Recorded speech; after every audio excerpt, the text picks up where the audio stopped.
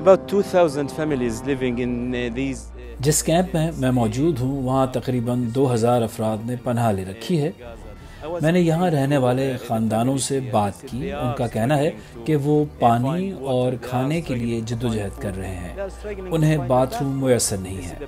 Bath room یہاں ایک بڑا اور اصل چیلنج ہے، یہاں سیکیورٹی بھی ایک بڑا چیلنج ہے۔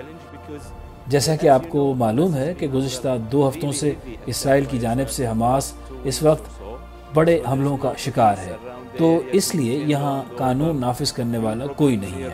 یہاں رہنے والوں کا کہنا ہے کہ انہیں بہت کم مقدار میں کھانا، پانی اور ادویات دی جا رہی ہیں۔ یہ اس بات کی مثال ہے کہ کس طرح سے تقریباً جو 7 لاکھ لوگ بے گھر ہوئے ہیں وہ کتنی مشکل زندگی گزار رہے ہیں۔ اقوام متحدہ کا کہنا ہے کہ ایک بار اگر مصر مزید ٹینکس، تیل، خوراک اور ادویات لانے کی اجازت دے تو وہ ایسے مزید کیمپ لگائے گا۔